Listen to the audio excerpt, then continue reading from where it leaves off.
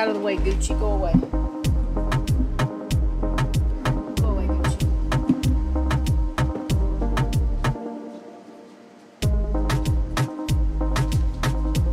away. Gucci.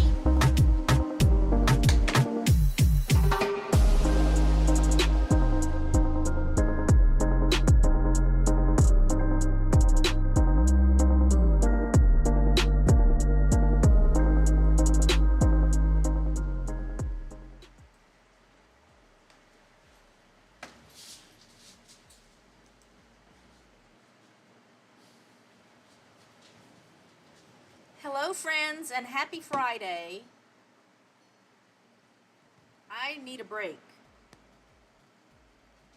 I'm wondering today why I like dogs so much. One in particular. But what are you going to do? Oops. Sorry about that. I accidentally bumped something that I shouldn't have bumped. So let me get grounded again here. I think we're going to have a fun time today. Oh, I do need to get my, I'll tell you what I'm drinking today. Toasted coconut tea. So if you have an HTO near you, the letter H, the word T, T-E-A, and an O, little play on words there. They have all kinds of teas, all flavors of teas. I think you can hot tea also. But that's the first place I ever heard of coconut tea. It's not this brand. I don't think this is the brand of coconut tea that they serve, but that's what I get anytime I go there. And at the grocery store, a few shopping trips ago, I saw this Bigelow toasted coconut tea. And I thought, okay, I'm going to give that a try. Which I did, and oh my goodness, that's good stuff. Obviously, if you don't like coconut, you're not going to like it. And I don't use sugar in my drinks. I use maple syrup, and so the maple syrup goes beautifully with the coconut tea. And look at these dogs now laying here like they didn't do anything to get in trouble a little while ago. I don't know why y'all couldn't have been doing that when the show was starting. Oh, it is what it is. See if I can get myself back on track. So that's part of what I'm doing today. And speaking of that, I'm going to get up and get my tea.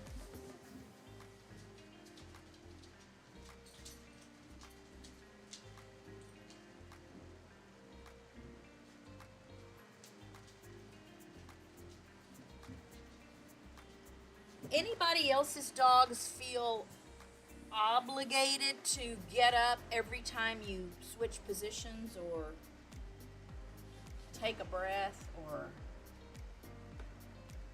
you can lie down again. Just lie down again. Thank you.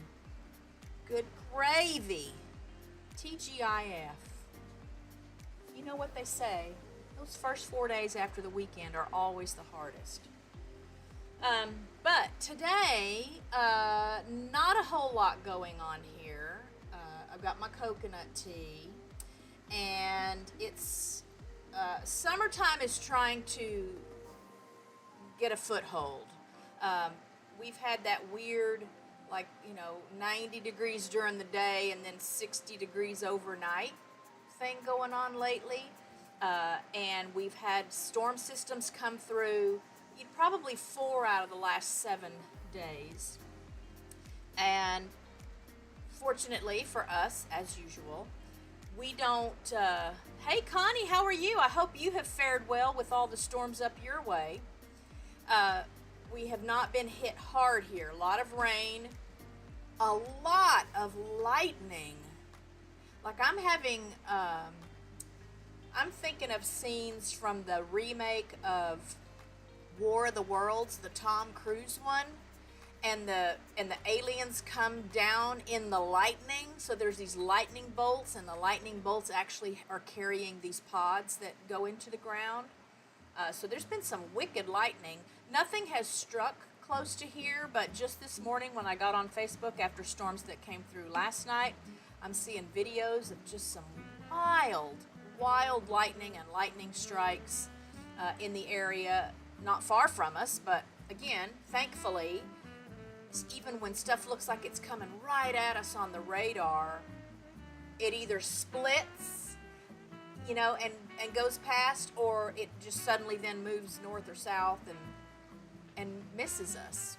So we have needed the rain, and it's rained just enough to water the plants and keep the pond full, but not flood. So that's been the difference, I think, this week with all the storms, is that we've had rain, again, 4 or 5 times we've had rain, but not flooding rains like we were getting the week before that.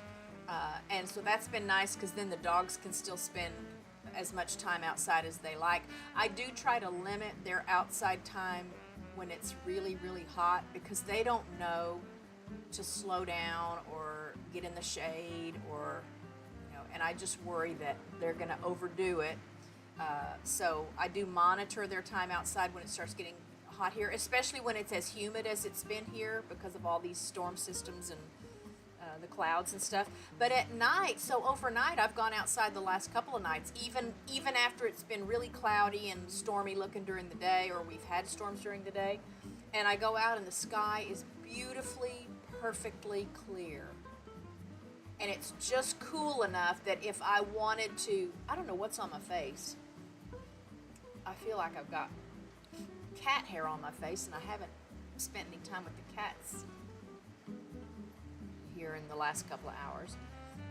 But I go outside at night knowing that if I was going to, break out the Chase Lounge and do some stargazing, I would have to have a blanket or a sweater or something. So it's been that cool at night. Maybe it's just the perspective and the comparison based on what's happening during the day. So weather watching has been a part of, what I've done any night that's clear enough for my whole life, pretty much. And I'm trying to think of what else might be going on here. I am so ready for some kind of a vacation. I don't know how or when I could pull that off, because I just literally don't have any downtime. So, it's a constant struggle to feel like I can sleep at night or take a shower, because there are always dogs here. So I think I may have mentioned last week that we're cutting back out of respect for our girl Serena. But I'm not quite feeling the impact of that yet. So for the first half of this week, in addition to our 3 dogs, we had 3 dogs here, because Gucci and her mom's new roommate's dog were both here while they were out of town. And then we had a regular repeat boarder, Odie, while his family was doing their summer vacation. And he's a great dog. He never causes any trouble, and he gets along with the cats. But Gucci and her new little friend, man, I tell you, the 2 of them together, separately, great dogs. But together, it was just a battle every day, because they wanted to play really rough, and they're very loud. That's the little bloodhound baby that I think I showed you guys a few weeks ago when he stayed with us for the first time. He is so loud, and I catch myself so often wishing for quiet. It gets to the point where, so like even right now, maybe I'm ADD and I don't know it. The air conditioner is on, and for those that don't know or don't remember, our central air went out a couple of summers ago, and we did not have the kind of money it was going to take to replace it. So we've got window units in is every room? The bathrooms don't have air conditioners, but every room has a window unit, and it works great and keeps the house cool. But right now, I'm really irritated that I can hear that air conditioner running. Or when the air conditioner's not running, it's not quite hot enough for that. But, oh, hey, Texas born and raised, thanks for being here today. When the air conditioner's not running, we'll just have the fans going if we need them. But it gets to a point where that really, it's almost like nails on a chalkboard.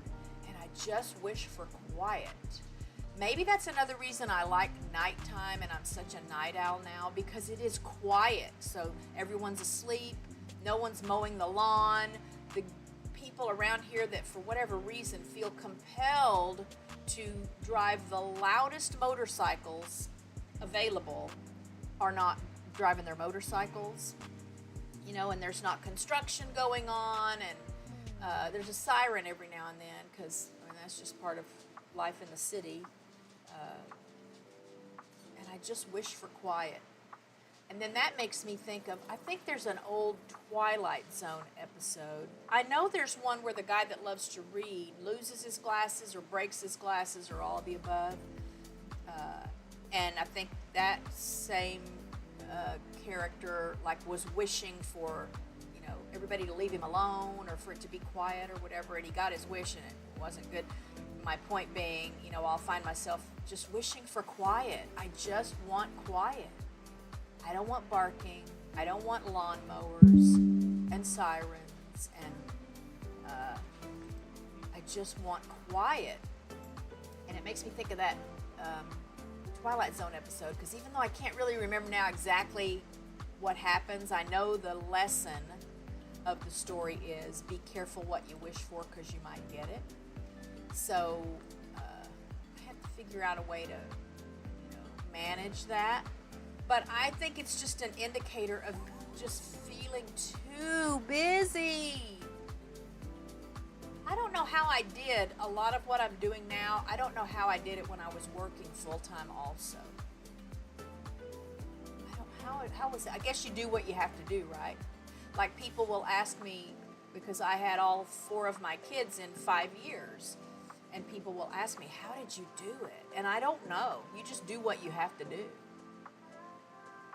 And I only remember how much laundry there was having 4 kids, 5 and under. Oh my goodness, there was so much laundry. And for part of that time, I worked full time. As they got a little older, I worked full time and I went to school full time. You just do what you have to do, right? So I guess I'm kind of getting tired of doing what I have to do. I just really would love a break. Like, I would love to go away somewhere. And I've really been wanting to take Serena on a trip. Cooper and I got to do that before he crossed over. And I did it enough ahead of time with him, just knowing that because he was getting older, the day would come that it might not be possible. And so he went when he was still perfectly healthy. Now, I guess the irony there is that he died of hemangiosarcoma. He had a tumor on his spleen that ruptured. And so I realized when I look back, I'm sure that thing was already there. I imagine that tumor was already there. It's not like just they wake up one morning and there's this tumor. It was there. But again, thankfully, I took him on the trip. We went down to LaPorte, Texas. We stayed in a little Airbnb cottage thing by the beach. He went on the dolphin tour with me on the boat to go see the dolphins. Of course, he was a huge hit because he was the most amazing ambassador for his breed that I have ever known in all of my life, growing up with and being a guardian parent to a German Shepherd dog. He was my heart dog, my once-in-a-lifetime dog. And so we took this trip together. It was amazing. And I got to spend it at the beach, which is one of my favorite things in all the world. I didn't get a chance to do that with Bandit. I didn't know Bandit was sick. But Bandit crossed over. He had a brain tumor, an undiagnosed brain tumor. And seizures began. Like, one day he's fine, the next day he's not fine. And then like 5 days later he was gone. And I didn't get to take him on a trip. So now Serena, she can't get around real well. She still likes to walk, and she can walk, but I know it's a lot of work for her. And so I'd love to do some little cabin somewhere, maybe near some water, but not necessarily, because I don't think she could swim anymore. And just go take a couple of good books to read, and my CBS Radio Mystery Theaters to listen to. Take her on a trip. I just don't. When am I going to do it? Listen to me whining. When am I going to do that? That's part of the reason I guess I didn't get to take Bandit anywhere, is because when could I have done it? I just sort of put my foot down and said, you know what? To heck with everything else. Cooper and I are going on a trip. And we went on a trip.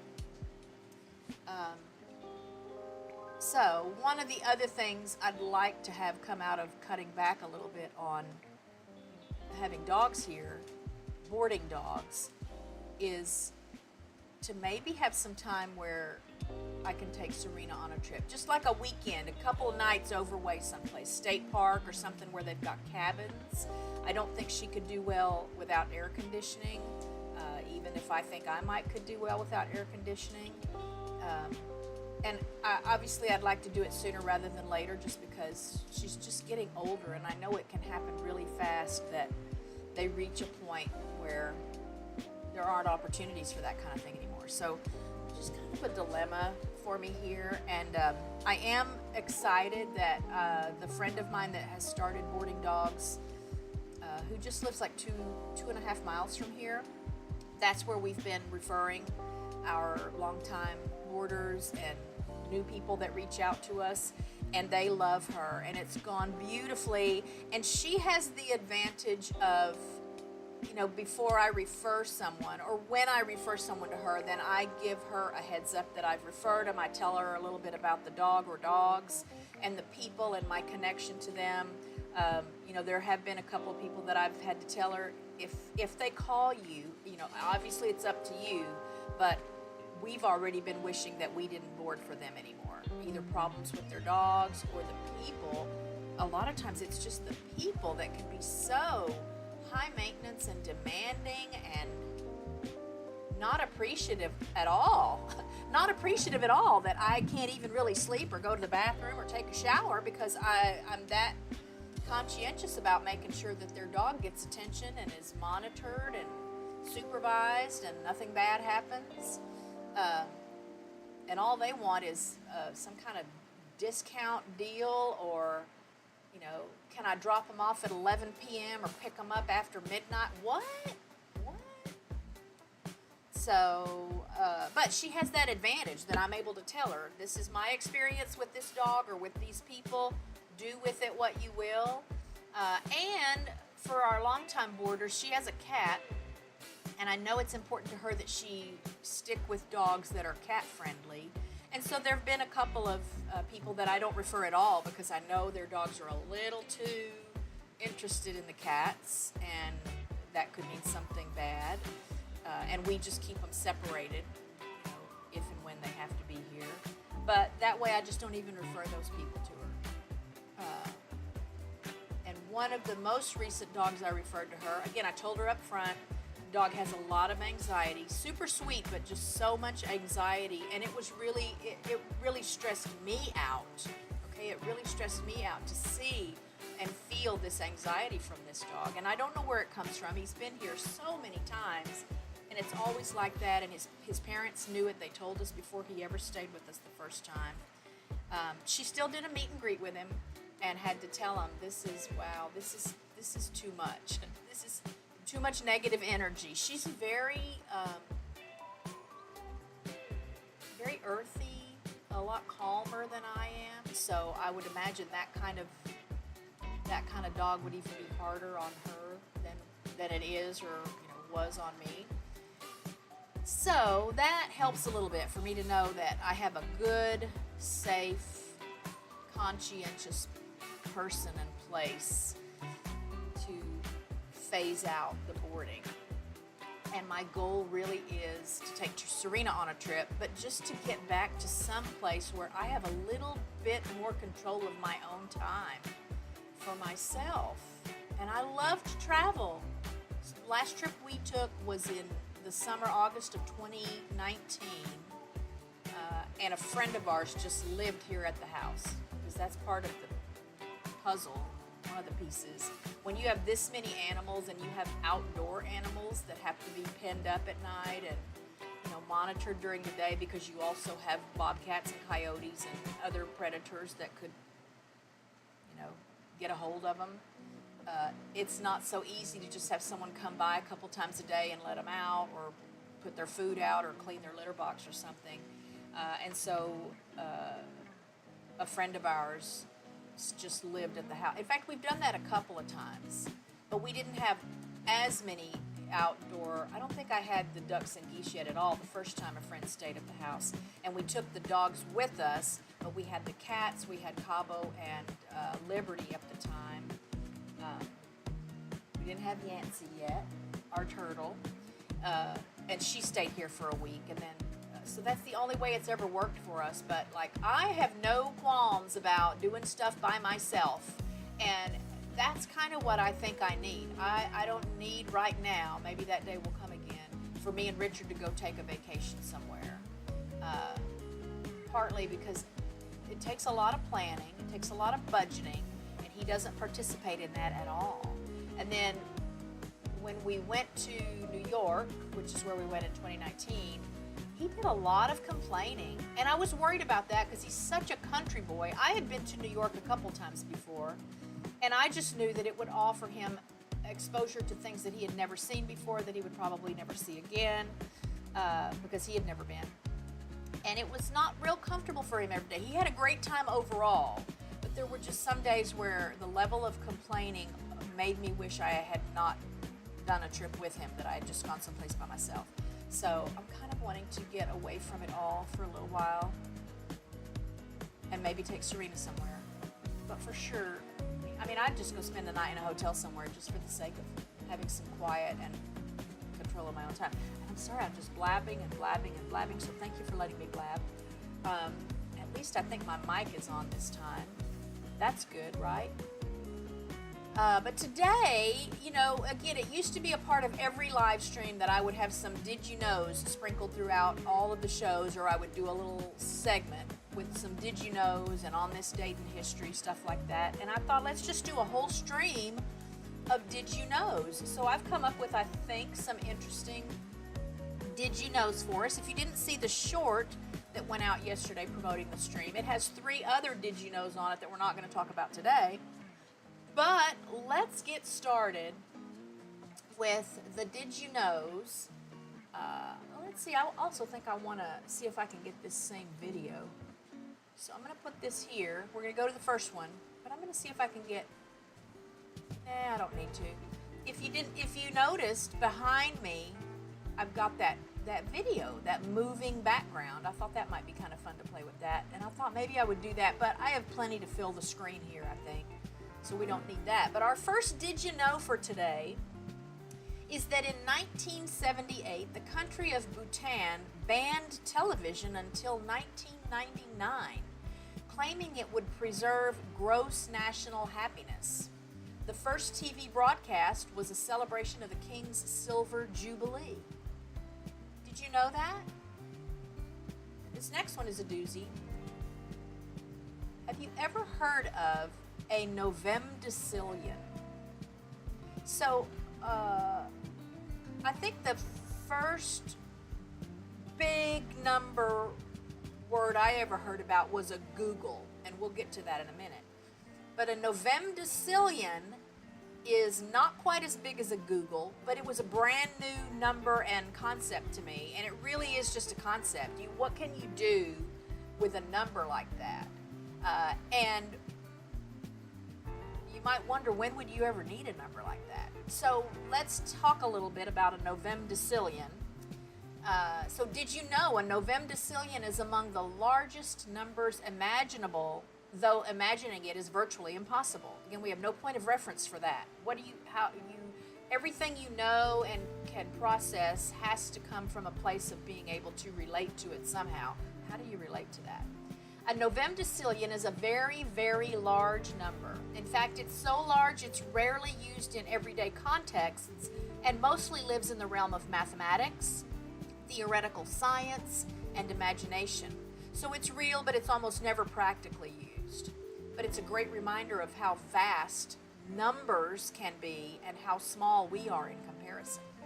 So a Novemdecillion, let's just do some comparisons here.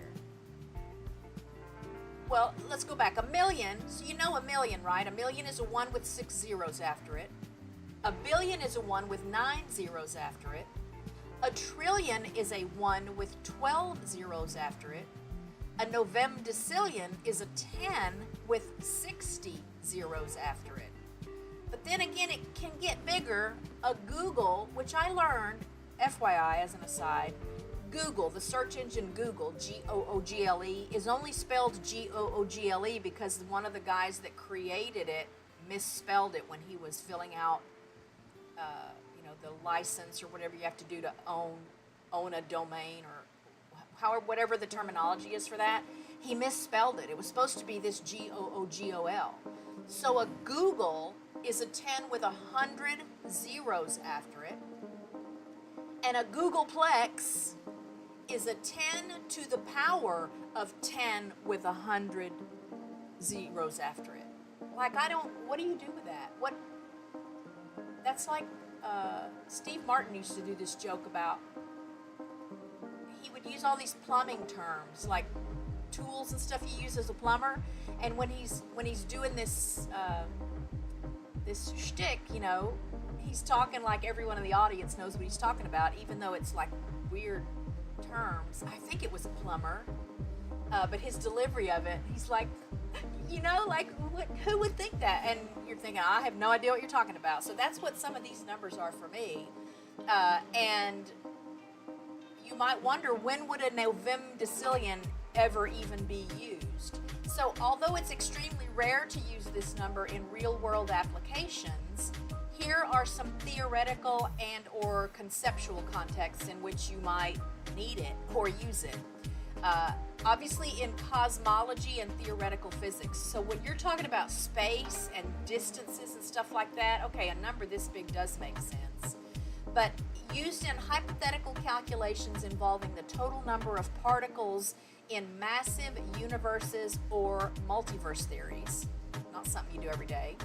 And for reference, the estimated number of atoms in the observable universe is around 10 to the power of 80. So 10 with 80 zeros after it. Far less than a novemdecillion, but it shows how big numbers come into play in cosmic thought experiments. So a novemdecillion might also be used in mathematics. Large numbers like novemdecillions sometimes appear in combinatorics. Is that how that's pronounced? Calculating all possible combinations of massive sets. So like cross multiplication, but I think it's probably beyond that. Or number theory. Also, it might be used in cryptography, very high bit encryption systems. Also, it could be used for computer science and big data to represent theoretical limits for those things. While current data storage isn't even close, theoretical maximums in quantum computing or digital entropy calculations could flirt with such large numbers. And again, I'm reading this to you that I found about novemdecillions without even having I'm just reading this to you. I can't see it in my head. It's too big. It's too much. It also might be used in humor, hyperbole, or fiction for dramatic effect or exaggeration, for example. So here's, again, an example of that. There are a novemdecillion reasons why pineapple does not go on pizza. So if you're in that camp, there's a new word for you to use. And it also appears in sci-fi and fantasy settings for comedic overstatement or future math. I don't think I've ever heard it used anywhere, but I may not be watching the right shows. So the prefix novem, N-O-V-E-M, means 9, and decillion stems from Latin decem, which means 10, together indicating it's the 19th in the Illion series. Million, billion, trillion, and on and on. A novemdecillion is the 19th, 9 and 10, in that series of numbers with lots of zeros. If you tried to write a novemdecillion out longhand, it would take dozens of lines, and a basic calculator wouldn't even display it if you used it in an equation. Even the estimated number of bacteria on Earth, which is around 5 times 10 to the power of 30, is nowhere near a novemdecillion. Is your head exploded yet? Let's go on to something a little less big. The birthday paradox. Did you know that the birthday paradox states, despite what intuition might suggest, you only need 23 people in a room together for there to be a greater than 50% chance that at least 2 of them share the same birthday? And yes, I look at that and think that can't be right. Right? That can't be right, right? So at first glance, this seems unlikely because there are 365 days in a year, so people often assume you'd need a much larger group.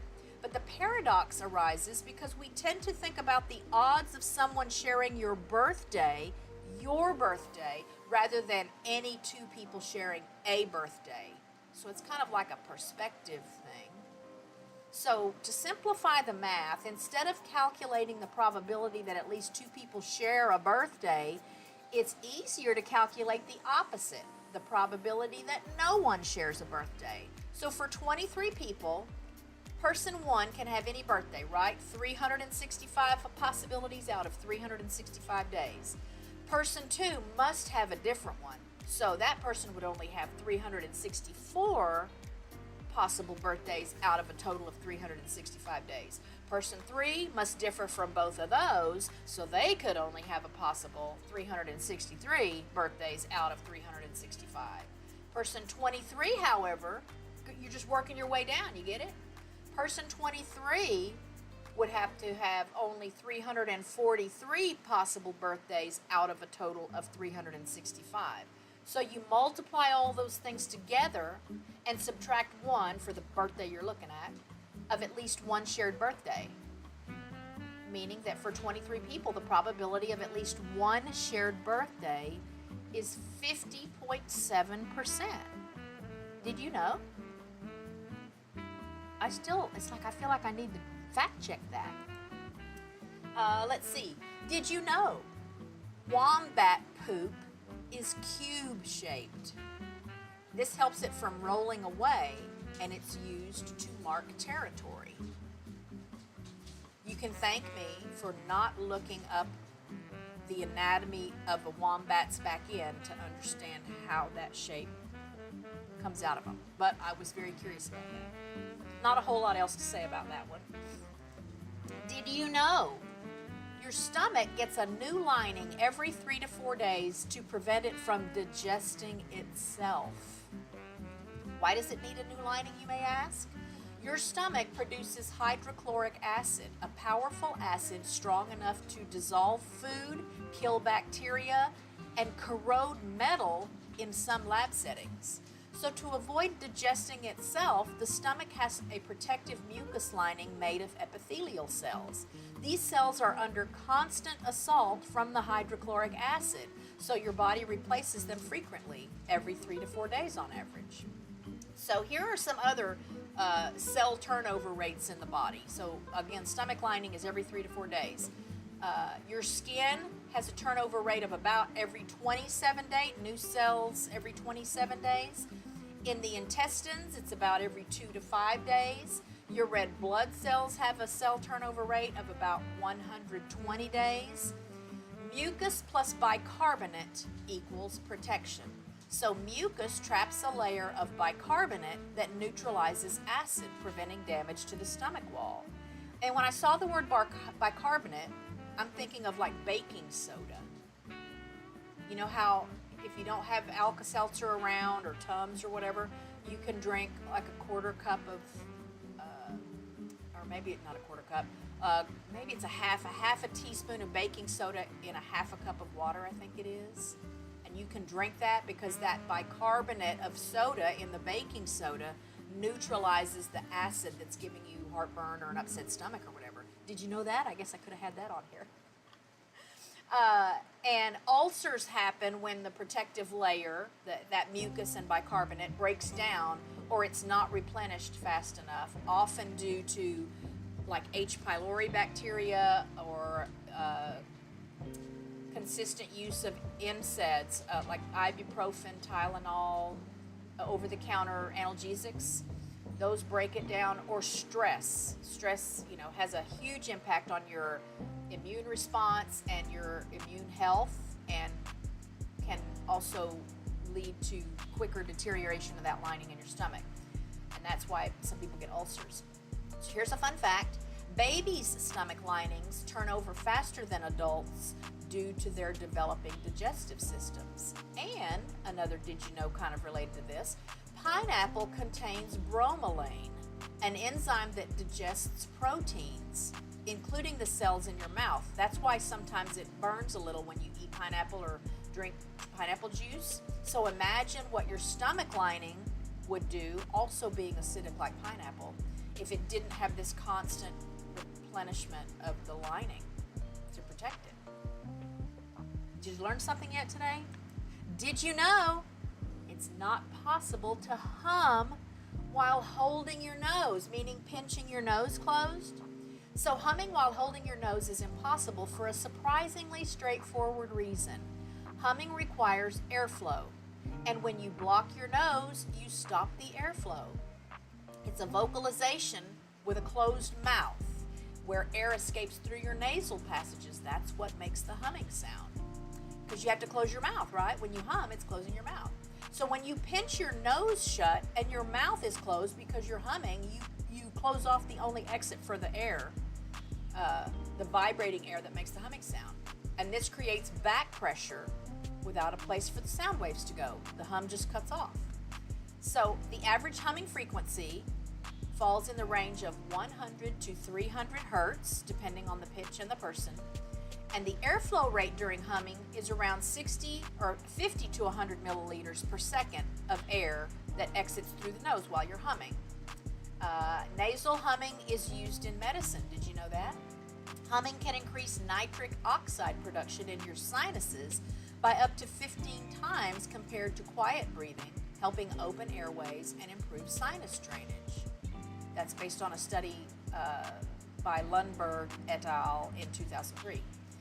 Other sounds that depend on nasal airflow include sounds like M, the letter M, the letter N, and NG as in sing, that ng sound. Those are called nasal consonants. If you try saying them while holding your nose, they either vanish or change a sound. Try it.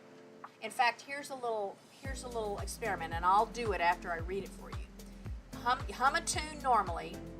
Now hum the same tune while pinching your nose. You'll feel the pressure build up and the sound will stop almost immediately. So while it might feel like you're being blocked by magic, it's actually just your own anatomy doing what it's supposed to do, needing an outlet for vibrating air. So I'm going to hum.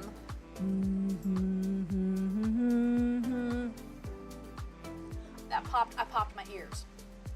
I was humming Row, Row, Row Your Boat, and yes, I pinched my nose while I was humming, but I kept trying to hum, and it actually popped my ears.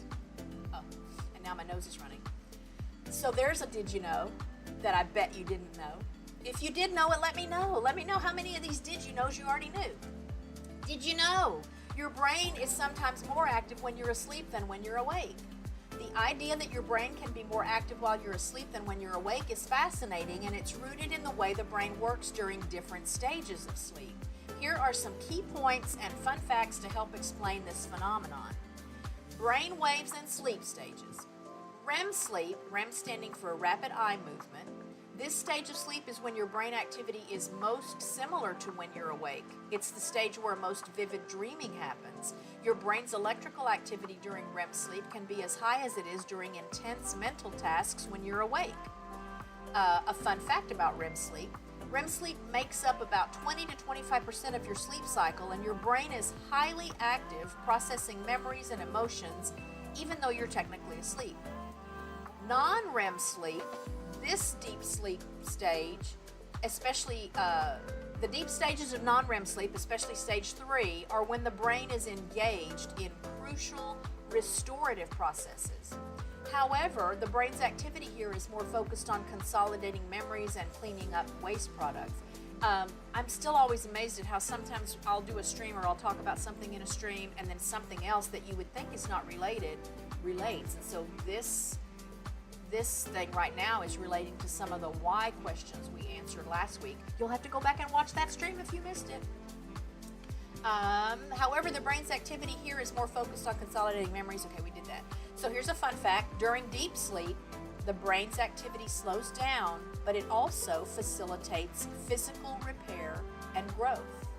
So regarding memory and learning, memory consolidation. One of the main reasons the brain stays so active while asleep is because it's busy consolidating memories. It takes the information gathered throughout the day and stores it up for future use. During sleep, especially REM sleep, the brain is solidifying long-term memories and linking them to existing knowledge. A statistic on that is that studies have shown that sleep improves memory recall by up to 40%. This is why a good night's sleep is key to performing well on tests or mastering new skills. So also, a reason your brain is so active when you're asleep is its cleaning process. While you're asleep, your brain activates a system called the glymphatic system, which helps clear waste products like beta amyloid, a protein linked to Alzheimer's disease, from your brain. This is part of why sleep is so critical for long-term brain health. Fun fact on that, the glymphatic system is most active during deep sleep, which helps reduce the accumulation of toxins in the brain. Go take a nap, guys. When the stream is over, let's all go take a nap. Your brain is also busy when you're asleep because of creativity and problem-solving activities. Many people report having their best ideas or solving tough problems after a good night's sleep. That's because the brain is very active during sleep, sorting through various pieces of information and making unexpected connections. Then there's sleep deprivation and cognitive performance.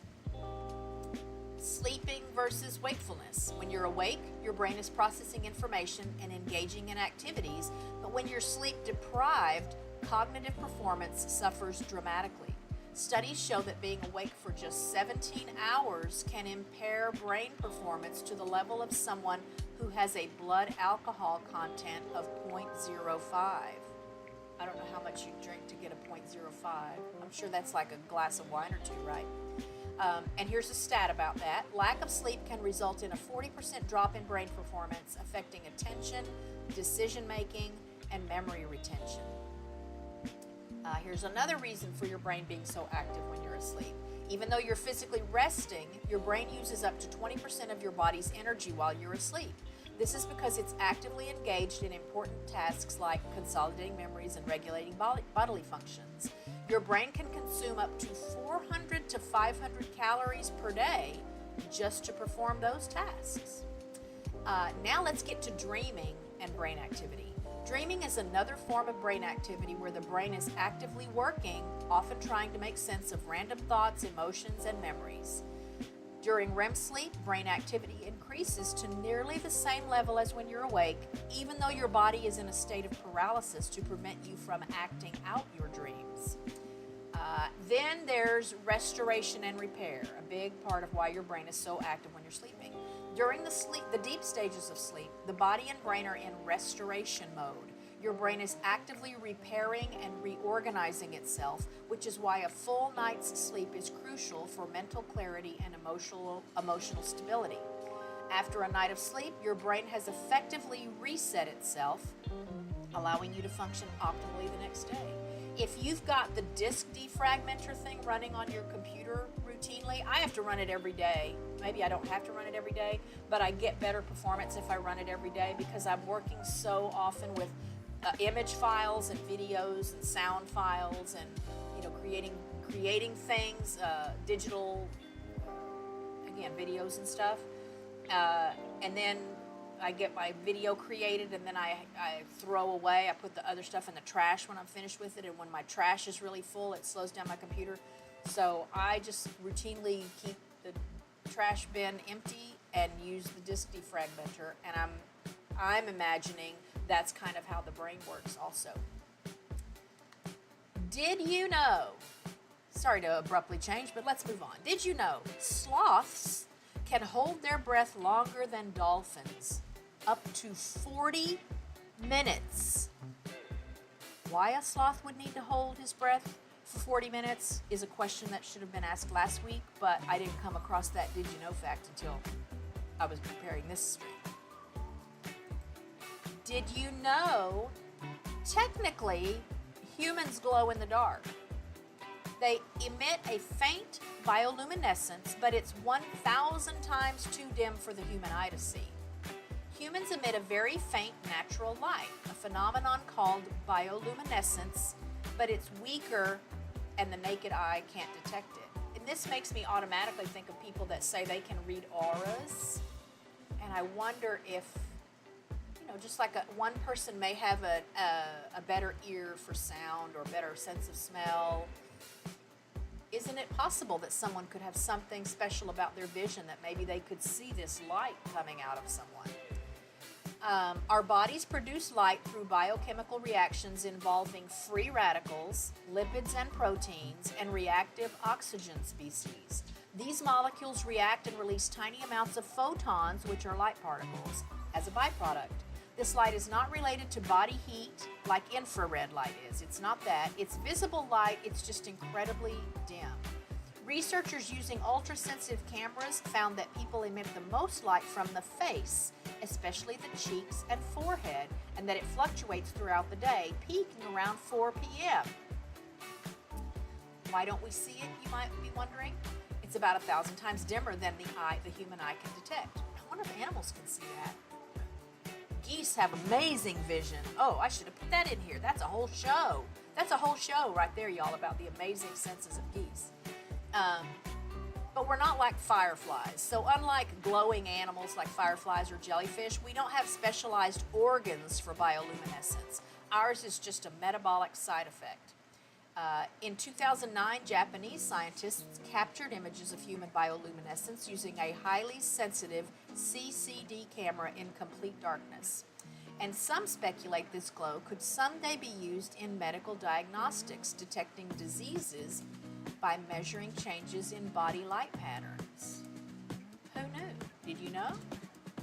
Did you know the average person produces about 1 to 2 quarts of saliva a day? That's 2 large soda bottles a day, or enough to fill 2 bathtubs in a year. Yes, I had to put some gross things in here. Deal with it. So 0.5 to 2 liters a day, varies by person, is where that average is coming from. You'll produce around 25,000 to 30,000 quarts of saliva in your lifetime, enough to fill 2 swimming pools. Saliva's main jobs: it starts the digesting starches with the enzyme amylase. It helps you taste your food. It lubricates your mouth and throat for swallowing. It also fights germs with antimicrobial compounds. And it's triggered by, so just thinking about food, smelling it, or even hearing cooking sounds can ramp up your salivary flow. And speaking, swallowing, even protecting your teeth would become much harder because saliva helps neutralize acids that cause decay. I know from all my years in the dental field, people that came in that had really bad problems with dry mouth also had problems with decay and just oral health in general. And people who had dry mouth also had a lot of trouble keeping dentures in if they wore dentures. So if you are normal and you produce a lot of saliva, there are a whole lot of benefits to offset how weird and gross that might sound. And I'm automatically thinking of how I can be eating something and one or more of the dogs comes over to sit and watch to see if I'm going to give them a bite, and you'll just see the saliva start to drip out of their mouths. I think it's kind of cute, but I know it's really kind of gross. So here's another do you know. Did you know octopuses have 3 hearts and blue blood? So they have one central heart, which is their systemic heart that pumps blood to the body, and 2 branchial hearts, one next to each gill, which pumps blood through the gills for oxygenation. When an octopus swims, the central heart stops beating. It's why they prefer crawling over swimming, which exhausts them quickly. Their blood contains hemocyanin, and that's why it's blue. Hemocyanin is a copper-based molecule instead of iron-based hemoglobin like humans have, and when oxygen binds to hemocyanin, it turns the blood blue. Copper plus oxygen equals blue blood. This is more efficient than hemoglobin at transporting oxygen in cold, low oxygen environments like deep in the ocean. And while we're on the subject, here are more octopus oddities. They're super smart. Each of their 8 arms has a mini brain, technically clusters of neurons that can operate independently. 3/5 of their neurons are in their arms, and they are masters of disguise. They use chromatophores to instantly change color and texture for camouflage or signaling. Did you know? All right, did you know a group of flamingos is called a flamboyance? This is one that I used in my short, just because I thought it would be a fun one to start the short. And I don't have to tell you any more about that, but did you know that? It's called a flamboyance. Did you know it rains diamonds on Jupiter and Saturn? On the gas giants Jupiter and Saturn, the extreme atmospheric conditions may cause actual diamonds to form and fall like rain. You might be wondering, how does this happen? Lightning storms in the upper atmosphere turn methane into soot, like carbon. As the carbon falls deeper, pressure and temperature increase. Around 1,000 miles down, carbon atoms compress into graphite. And even deeper, at pressures over 1 million times the Earth's atmosphere, graphite crystallizes into diamonds. So forget purple rain, how about diamond rain? Lightning intensity on Saturn is up to 10,000 times stronger than on Earth. Scientists estimate thousands of tons of diamonds could be produced annually on Saturn and Jupiter. The diamonds don't last long. Deeper still, temperatures exceed 8,000 degrees Fahrenheit or 4,400 degrees Celsius, likely melting them into liquid carbon.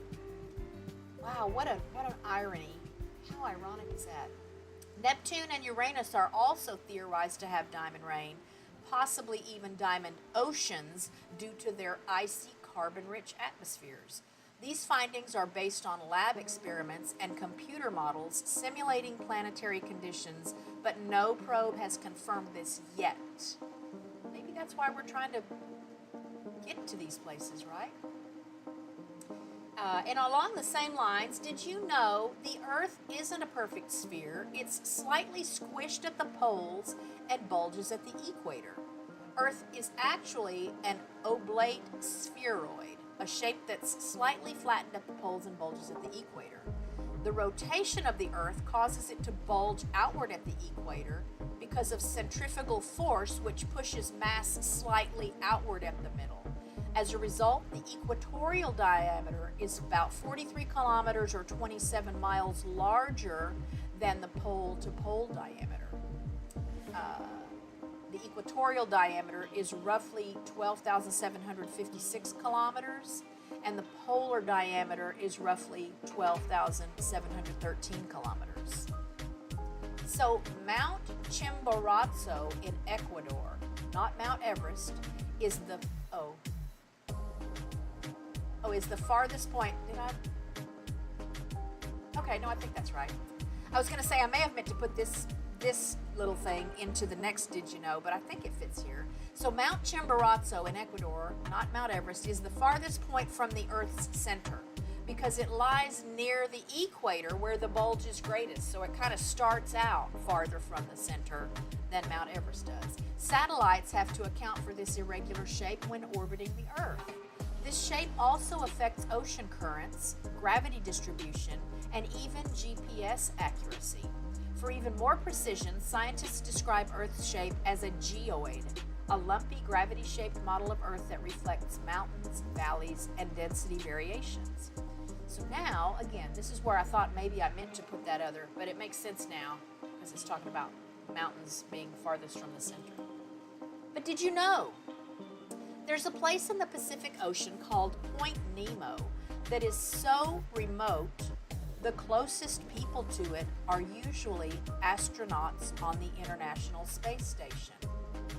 Point Nemo is the most remote place on Earth. There's a spot in the Pacific Ocean so far from land, people on closest to it are usually on the ISS.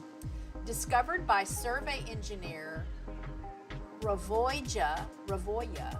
I have a little phonetic here that I put. Hrvoje Lukatella. It was discovered by him in 1992 using geospatial algorithms. It's located at 42 degrees, 52.6 seconds south, and 123 degrees, 23.6 seconds west. I think I read that right. I don't often read geographical coordinates because I don't use them. It's surrounded by more than 1,600 kilometers or over 1,000 miles of open ocean in every direction. 1,000 miles of open ocean all around it. Maybe that's where I need to go, y'all. That I could go there, right, to get away and have some quiet and be left alone and use the bathroom whenever I want, take a shower whenever I want. Yeah, I'm going to book my trip. I'm getting on, what's that, Travelocity. Let's see. Its closest landmasses are the Ducie Islands, or the Pitcairn Islands, Motu Nui, which is Easter Island, or Mar Island, which is in Antarctica. And the ISS orbits Earth at about 400 kilometers or 250 miles above the surface. So that's closer than the nearest humans on land, who are over 1,600 kilometers away from Point Nemo. So 4 times closer to the people on the ISS. So when astronauts pass overhead, they're literally the nearest people to Point Nemo. Point Nemo is used as a spacecraft graveyard. Retired satellites and space stations like Mir are guided to crash into its waters. No one lives there. Oh, there's another reason to go. It's part of the South Pacific Gyre, G-Y-R-E, a region so isolated that even marine life is scared. I just think that sounds like a fantasy trip right there. So, still kind of sticking with space and planets and stuff. Did you know a day on Venus is longer than a year on Venus? On Venus, a single rotation, so one day, takes more time than it takes the planet to complete an entire orbit around the sun, or a Venus year.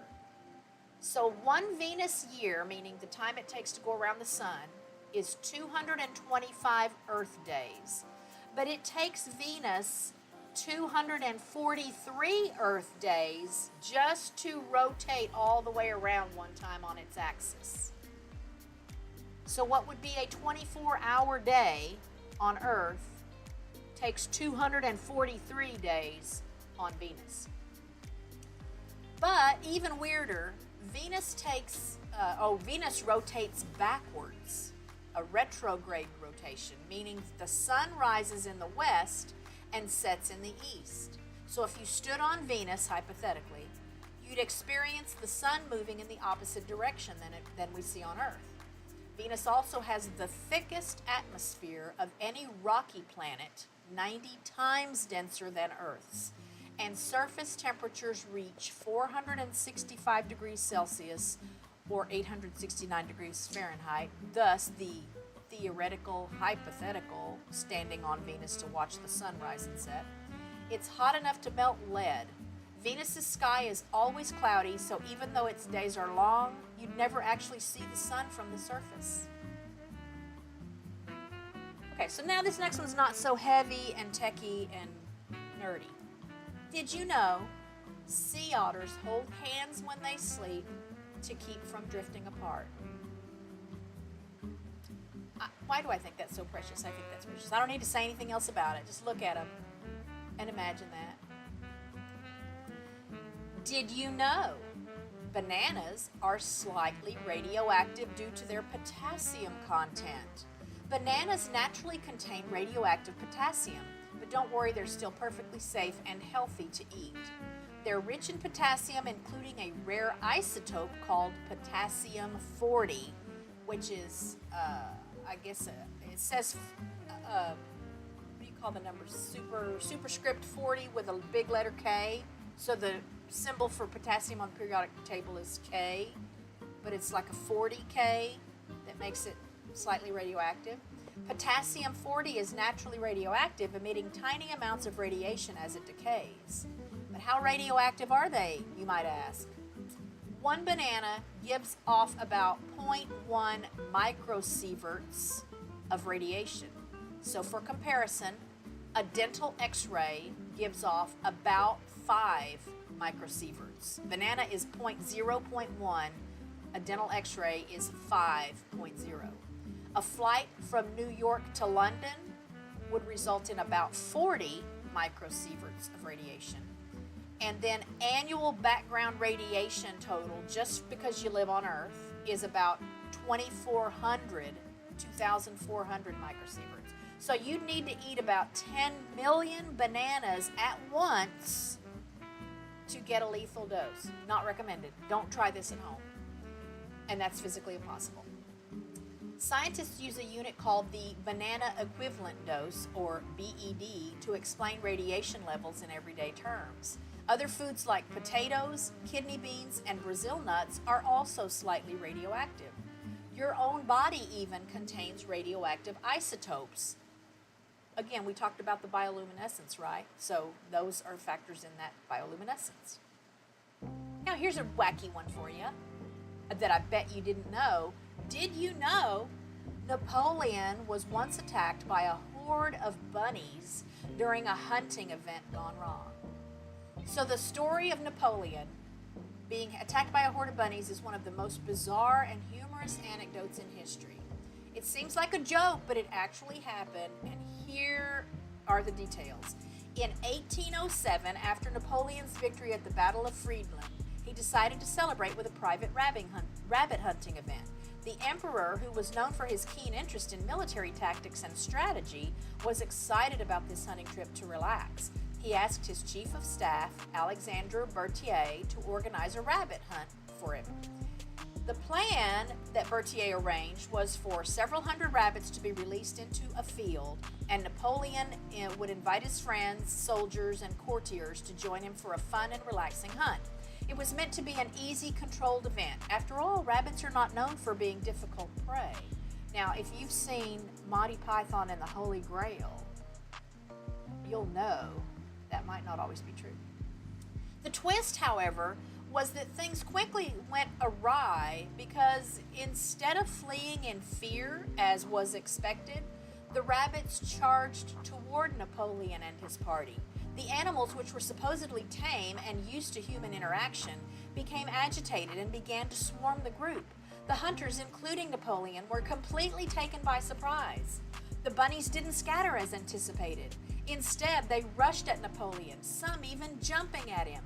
The situation became chaotic, and rather than a graceful hunt, it turned into an absurd scene where Napoleon and his entourage were trying to fend off rabbits that were now everywhere. It is said that Napoleon, who was usually calm and in control of any situation, found himself helpless in the face of so many rabbits. His soldiers, who were supposed to be expert hunters, found themselves chasing rabbits instead of shooting them. Napoleon's composure faltered, and he eventually had to retreat as the rabbits overran the area. In the aftermath, the event is widely remembered as a humiliating moment in Napoleon's life, not because of a defeat in battle, but because of the absurdity of being overrun by a horde of rabbits. The story became popular in later years, often shared as a humorous tale about how Napoleon, one of history's greatest military tacticians, was outsmarted by a bunch of bunnies. It's often used as an amusing reminder that even the most powerful figures can face unexpected and ridiculous challenges. So, fun fact, the rabbits weren't wild. They'd been bred for this specific hunt, which is why they didn't act the way wild rabbits would. Duh. They were meant to be easy targets for Napoleon and his guests, but their unusual behavior added an unexpected twist to what should have been a pleasant day of hunting. And although it's not a major event in Napoleon's career or his reign, the story of the rabbit attack has remained a curious and fun anecdote. It shows that even the most serious historical figures have their lighthearted moments, and sometimes the most unexpected things can create lasting legends. In the grand scheme of Napoleon's life, this event might seem trivial, but it certainly adds an amusing layer to his otherwise serious image. The attack of the bunnies remains a quirky chapter in history. So here's another history one coming. Did you know Cleopatra actually lived closer in time to the invention of the iPhone than to the building of the Great Pyramid? So just to give you context here, the Great Pyramid of Giza was completed around 2560 BCE. Cleopatra the 7th then reigned from 51 to 30 BCE, and the first iPhone was released in 2007 CE. So the difference, the length of time between the Great Pyramid and Cleopatra is 2,500 years, but the difference in time between Cleopatra and the iPhone is only 2,000 years. So Cleopatra is closer in time to us than she is to the building of the pyramids. Cleopatra lived during the final days of the Ptolemaic dynasty, which descended from Alexander the Great's general, Ptolemy I. She spoke several languages, including Greek, Egyptian, and Latin, a rarity among rulers of her time. The Great Pyramid was already ancient by Cleopatra's time, older to her than the Colosseum is to us. If we reversed time from today, the same amount as Cleopatra was from the pyramids, 2,500 years, we'd be in about 476 BCE, the time of classical Athens and Confucius. That's how vast the timeline is. You ever think about it like that? Hey, Erica. Oh, let me turn it down. I've just been waiting for somebody to tell me that it might have needed to be turned up. I'll turn my mic up a little bit too. Let me know if that's better. So let's move on. Oh, let me get, did you know, another political figure here, President Jimmy Carter filed a UFO sighting report in 1973. So the sighting happened in October of 1969 in Leary, Georgia. President Carter, who was then the governor of Georgia, is the one that we're talking about here. He was preparing to give a speech at a Lions Club meeting when he and about 10 other people saw a strange object in the sky. He described the object as bright white light that changed colors, blue, red, and white, and appeared to be self-luminous, not reflecting sunlight. It hovered about 30 degrees above the horizon. It moved toward him, stopped, then receded into the distance, and the estimated duration of this sighting was said to be about 10 minutes. Carter said the object made no sound, and that it was not like anything he'd ever seen before. Let me get a swig of my coconut tea.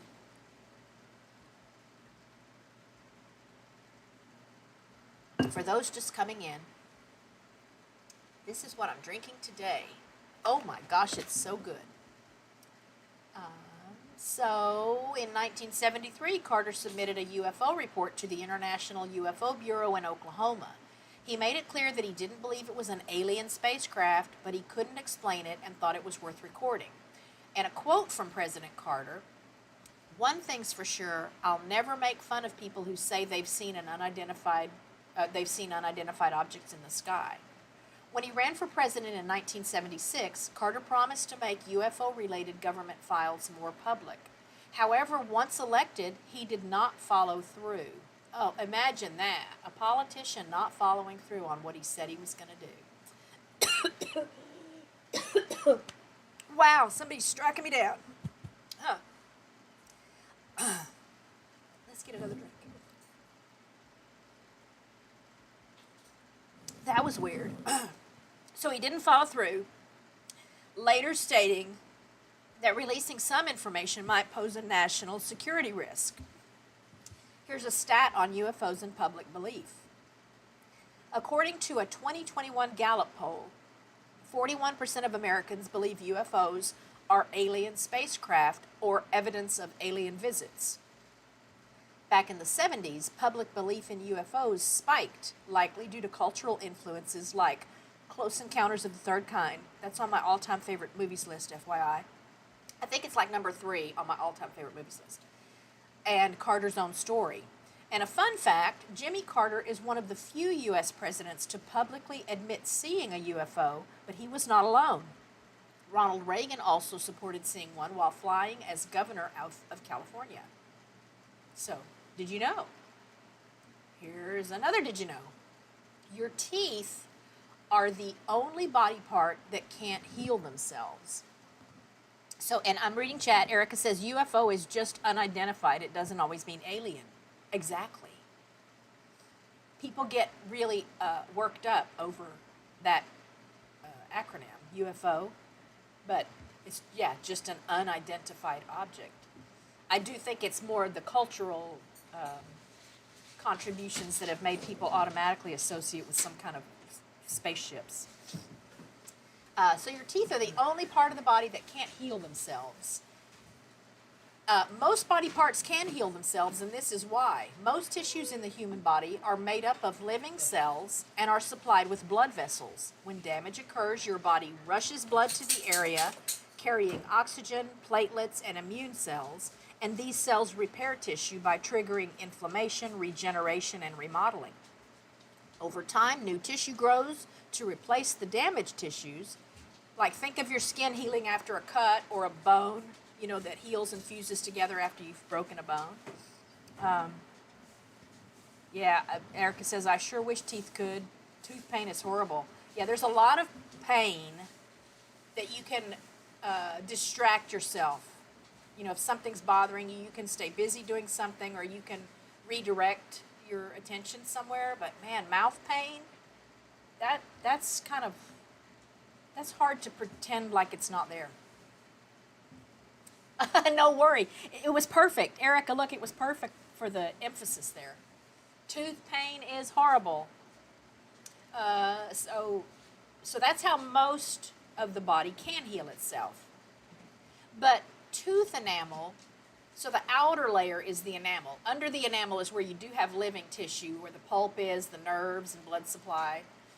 Tooth enamel is 96% mineral, mostly hydroxyapatite, making it the hardest substance in your body, but it has no living cells and no blood supply. So when it's damaged from cavities or cracks, breaks, erosion, your body can't repair it. And once it's gone, it's gone. Dentists have to intervene with fillings, crowns, or other restorative therapies. Tooth enamel is harder than bone, but it's brittle. Think glass versus wood. And you only get 2 sets of teeth in your life, your baby teeth and your adult teeth. Sharks, by contrast, can regenerate teeth thousands of times in their lifetimes. Enamel starts forming before birth, but it's fully matured only after the teeth erupt. About 92% of adults aged 20 to 64 have had dental caries or cavities in their permanent teeth. So I have some first-hand anecdotal fun facts to share with you. One is that a lot of people don't understand if you need a root canal.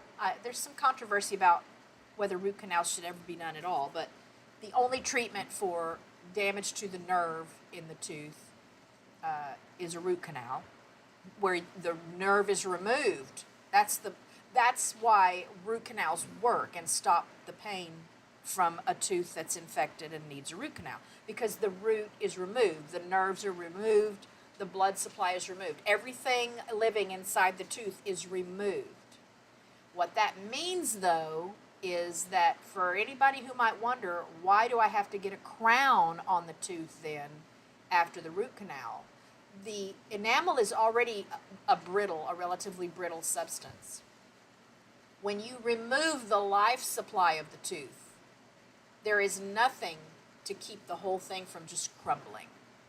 So the crown helps protect and preserve the space where that tooth is. And for those that might ask, why don't you just get the tooth pulled then instead of getting a root canal? And sometimes that may be the best option. But when you pull teeth, if there are teeth around it, there are going to be some spacing issues and chewing issues at some point down the road, even if you don't notice them for a long time. So there's just my plug for good dental care. So just avoid that altogether and you don't have to worry about it. And regarding this stat that enamel starts forming before birth, so my third child, my second son, Gerald, who was born in June of 1987, I had a sinus infection. So I used to get sinus infections like twice a year. And one of the times a year was always like around September, right before fall kind of started. And I still think it was like allergies would trigger sinus issues, and then I would get these sinus infections. And so for about my whole pregnancy with Gerald, I was on antibiotics because I had this massive sinus infection that would not go away. And the doctor told me that, the only other option would have been sinus surgery, which he didn't recommend because I was pregnant. And obviously you can't just leave an infection in your body anyway, but particularly not when you're pregnant. So he told me, he said, you just need to be prepared because it's very likely that there will be some problems with the enamel on the baby's teeth when the baby's teeth come in. So sure enough, now I worked in the dental field, so my kids were in a dental chair as soon as they could sit up. And so they never had fears about it, and it was a fun thing, and they always had, opportunities to make sure there wasn't anything going on with their teeth. So when Gerald then began to get teeth, sure enough, he goes in for his first little ride in the chair, and we could see that he had decalcification on a lot of his baby teeth even. But again, it just meant we really had to monitor things, and I had to do that much better a job of keeping his teeth clean. And he might have had one cavity in his whole life. So he was born in 87. So what is he like? He'll be 38 this year. He'll be 38 in June. And I think maybe he's only had one cavity, never wore braces, anything like that. But it's because the doctor had prepared me for the fact that because I was on antibiotics, it was going to impact the enamel that would be forming in utero that could have some long-term effects for Gerald. I think Vivi must be here because I see Erica say hello to Vivi. And sorry I missed it when you came in, but hello and welcome back. So that's just a couple of my own firsthand did-you-knows that relate to teeth being the only body part that can't heal themselves.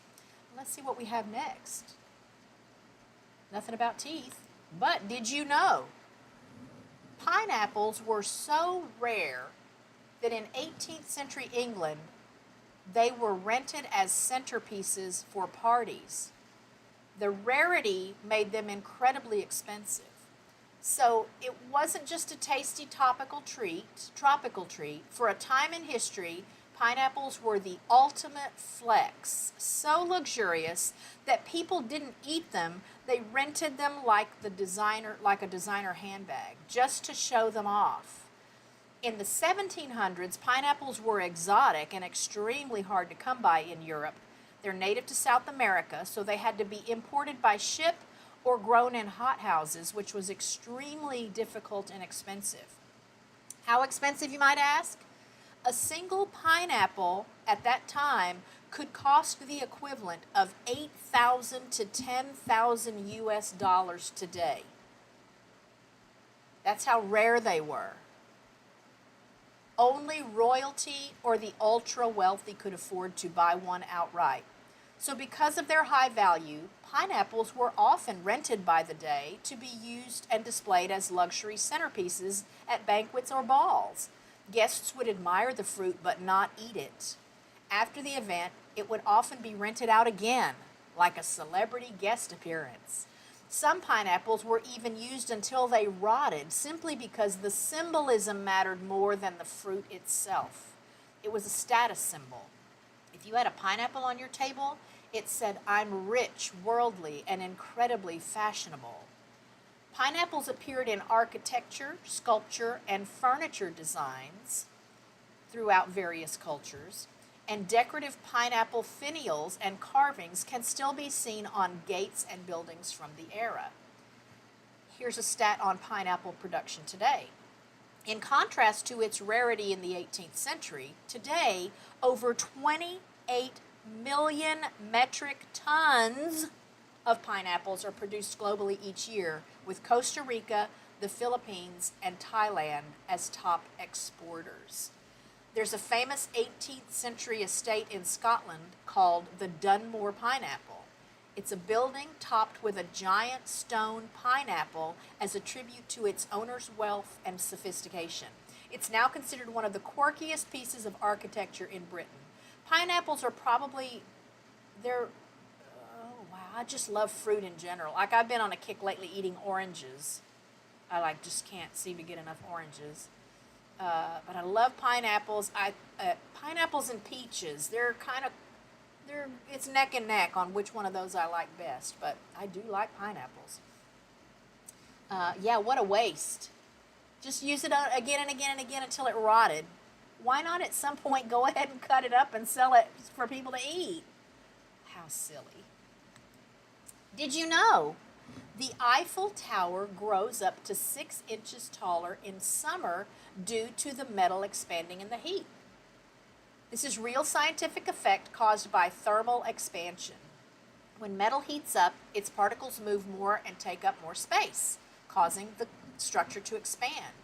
So the Eiffel Tower is made of wrought iron, a material that expands when it's exposed to heat. In the summer, this means that the metal absorbs sunlight and heats up, and that can cause the tower to expand by 6 to 7 inches or 15 to 18 centimeters in height. Conversely, during cold winters, it shrinks back down as the metal contracts.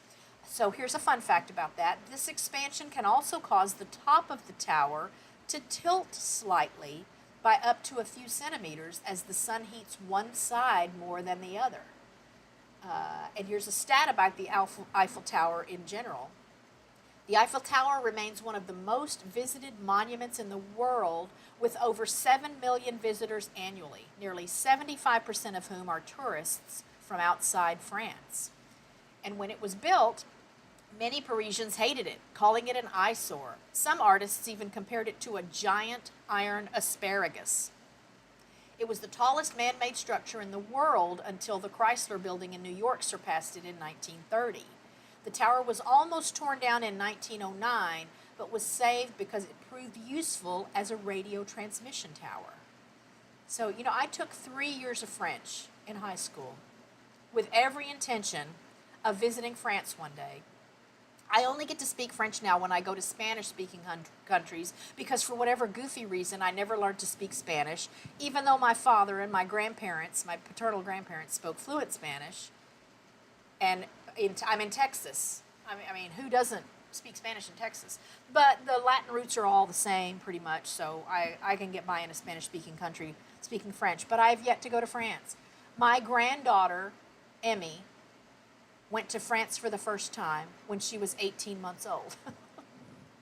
My son Ty and his wife Kim took her on her first international trip when she was just a baby. So she got to see France before her kibby.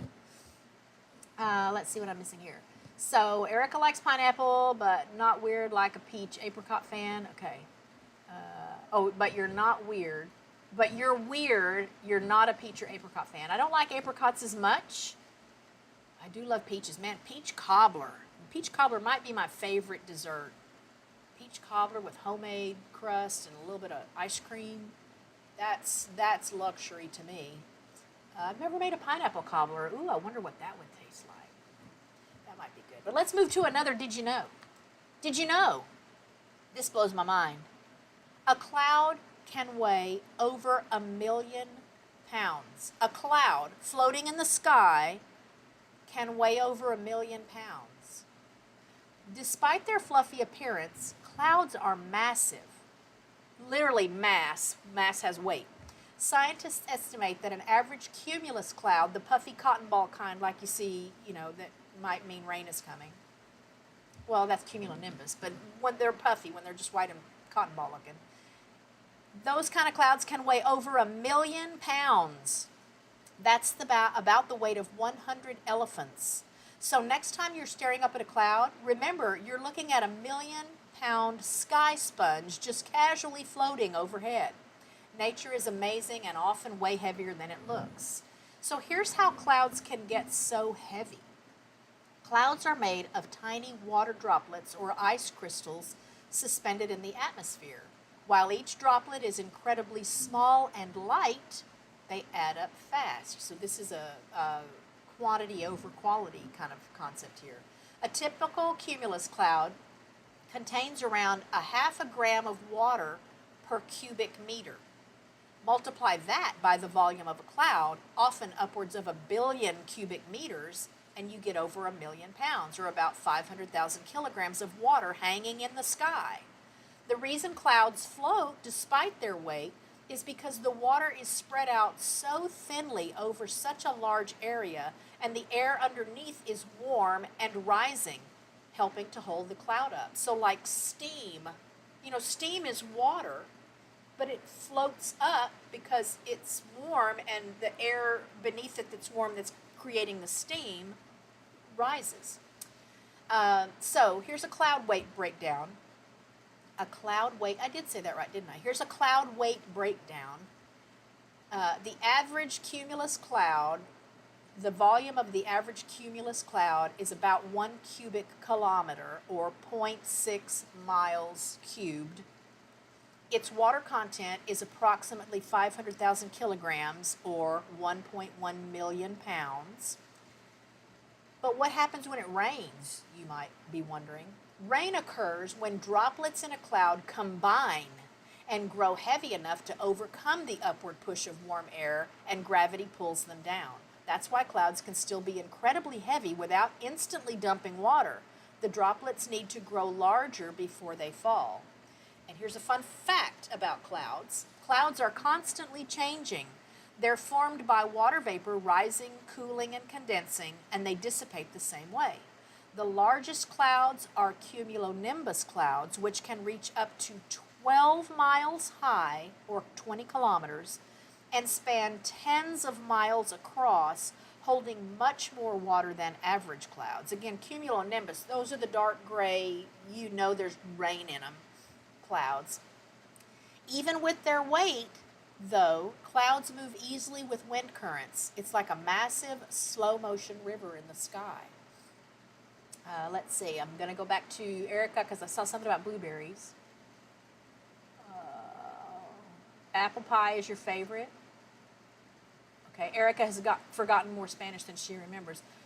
I don't know. I feel like I can understand some Spanish. Again, the Latin roots are the same. I just need time. It's the same thing with French, though. I don't use it unless I'm in another country where they speak Spanish. And language is definitely a use it or lose it skill. And so when I am speaking with someone who speaks French, it seems like they're speaking really, really fast. But it's just because my mind needs a little more time to process what they're saying, because it's not an everyday thing for me. And I have to think. I don't think in French anymore because I don't use it enough. So it takes a lot longer. And so same thing, I can be listening to something like a show or something in Spanish, and I get every third or fourth word, which is often enough for me to figure out what they're talking about. But it just seems like they're talking so fast. They need to slow down, so I have more time to think about those words in between the 3 and 4 words. Okay, apple's your favorite, blueberries next. Water's heavy. I always wondered why they floated. Yeah, I could have thrown this did you know in, which is relevant to me because I have animals outside that have to be fed and watered. A gallon of water weighs like 8.5 pounds. 1 gallon of water, 1 milk jug, or jug milk, let's do that. A gallon, maybe milk weighs more. Seems like milk might be denser somehow. But a gallon of water weighs like 8.5 pounds. So when I'm walking out there with my 5-gallon bucket to fill up something or clean something, that's my workout. Let's see what we have next. All right, did you know the inventor, now the graphic says the inventor of Pringles, but he actually was the inventor of the Pringles can. So the inventor of the Pringles can is actually buried in a Pringles can. His ashes are inside of a Pringles can. Fred Bauer, the man behind the iconic chip container, and it's behind the iconic tube packaging chip container, was so proud of his invention that when he passed away in 2008, he had part of his ashes buried in an actual Pringles can per his request. So Dr. Frederick Bauer, in case you've ever wondered about the man who invented the Pringles can, Dr. Frederick Bauer was an organic chemist and food storage expert who worked at Procter & Gamble. His major achievement was that he designed the Pringles can in the 1960s, a revolutionary way to keep chips stackable, unbroken, and fresher longer. He didn't invent the chip itself. That credit goes to chemist Alexander Lipa, who improved the recipe. But Bauer's packaging innovation made the entire product possible. So regarding the burial, when Bauer died at age 89, his family honored his request by stopping at a Walgreens on the way to the funeral home to pick up a can of original Pringles. A portion of his ashes were placed inside the can and then buried alongside the rest of his remains in an urn. And here's a quote from his son Larry Bauer. "My siblings and I briefly debated what flavor to use, but I said, look, we need to use the original." Pringles by the numbers. Here's some stats just about the snack itself. Pringles were first released in 1968, nationally in 1975. They are sold in over 140 countries, and over $1.5 billion in annual sales globally is generated by Pringles sales. The original name of Pringles was Newfangled Potato Chips before being renamed Pringles. Fun facts about Pringles: they only are about 42% potato. The rest is wheat starch, flours, and emulsifiers, making them a potato-based snack, not a traditional chip. The chips are shaped in a hyperbolic paraboloid, there's a word I don't say every day, paraboloid. A hyperbolic paraboloid, a fancy way of saying they're curved to stack without breaking. The brand's mascot name is Julius Pringles, or Mr. P for short. Do you remember that, Mr. P? Do you remember when they were marketed as newfangled potato chips? Because I do. Let's see what we have next. Did you know the dot over a lowercase letter I and letter J is called a tittle? Did you know that thing had a name? How about this? Did you know chewing gum boosts concentration and memory, especially in short bursts of high focus? Several studies have shown that chewing gum can enhance brain performance, particularly with short-term memory, alertness, and sustained attention. And here's why it works.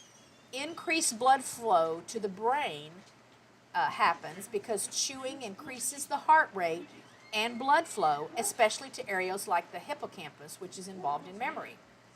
One study showed up to 25% more blood flow while chewing. It boosts arousal and alertness.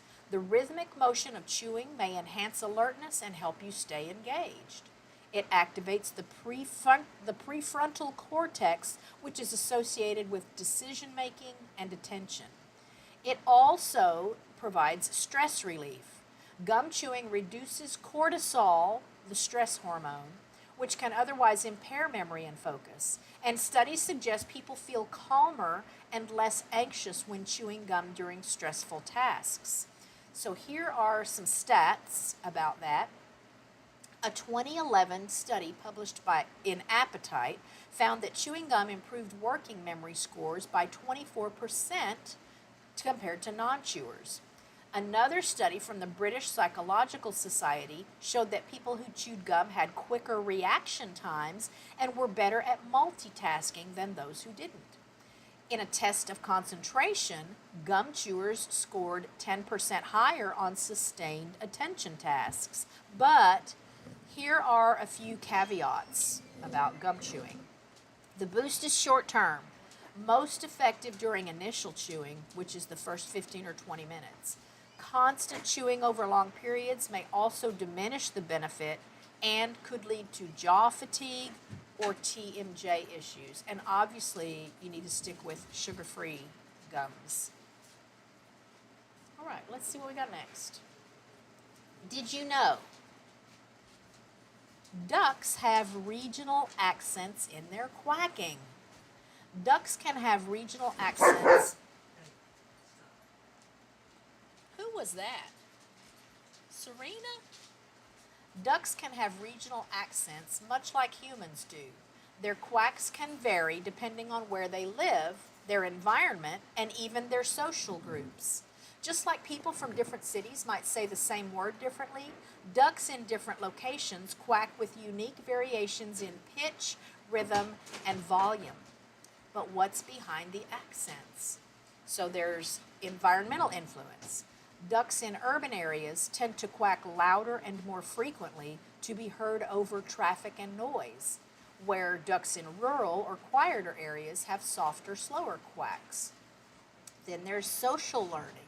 Ducklings can learn how to vocalize by listening to their mothers and peers. Over time, regional groups develop distinct vocal dialects, quote unquote, much like birdsong. And then there is the impact of species and breed differences. Different types of ducks, say mallards versus muscovies, for example, although muscovies are more related to geese, they already sound different, but even within the same species, location influences can sound different. A 2000s study from the UK found that urban ducks quacked faster and louder than their rural counterparts, again, similar to urban songbirds. Ducks can have a vocal range of about 500 to 2,000 hertz, but quack tone varies based on surroundings. A single duck can produce up to 90 decibels of sound, nearly as loud as a lawnmower. And for those of you who don't raise ducks, I can tell you firsthand that when I have a broody mama, it is all that noise I was talking about at the beginning of the stream. Those are stressful days when it's egg laying time and the girls are feeling broody. Even just one broody girl is really loud, but when I have 2 or 3 broody girls in the mix, it's deafening. Studies suggest ducks use at least 10 to 15 distinct types of vocalizations, not just the stereotypical quack. A duck's quack can echo, contrary to the old myth that it doesn't. Female mallards are the primary quackers. Males tend to be quieter. I'll just say here, because it doesn't come right out and say it when I did my research, male ducks do not quack. Male ducks do not make the sound of quack. When you hear quack, the stereotypical quintessential sound that a duck makes, that's a female. A male is very quiet, like he's got throat cancer or something. Female mallards are primary quackers. Okay. Ducks have excellent hearing and often use quacks for group communication, warnings, and mate selection. Imprinted ducks, meaning those raised by humans, can develop vocal quirks based on their caretaker and environment. And I do know sometimes my ducks talk to me with little sounds that they're not even really quacks. And I can only guess it's because since I've had most of them, like they hatched here, like I held them right out of the shell, and they could hear me talking even before they came out of their shells, I think they've almost learned to make some other little sounds that aren't real duckish, and they do that when I'm around. I think they only do that when I'm around. I doubt they do that with each other. So there's that. Let's see. Okay, Erica knew about the tittle. Muscovies can be pretty mean. Yeah, and yeah, male ducks, they sound hoarse. It sounds like they've kind of lost their voices. Did you know the aurora borealis, or northern lights, there's also the aurora australis, I think, the southern hemisphere has lights, is primarily a visual phenomenon, but there's been long-standing curiosity and debate over whether it makes sound as well. Some people have reported hearing faint sounds like crackling, hissing, or soft claps while observing strong auroras. These sounds are often described as being similar to static electricity or rustling grass. For a long time, scientists were skeptical because the aurora occurs 50 to 200 miles above the Earth's surface, far too high for sound, which needs air to travel to reach the ground. However, More recent research, like from Finland's Aalto University, suggests that under certain atmospheric conditions, auroras may generate audible sounds right near the ground. These may result from electrical discharges or temperature inversions that trap sound waves. Let me see if I can find the video that I downloaded. I may not show it. I may just play it. I just got to find it because I don't know that I can. Okay, here we go. So let me get this going, and then tell me if you can hear it. Okay, I got to wait for it to load.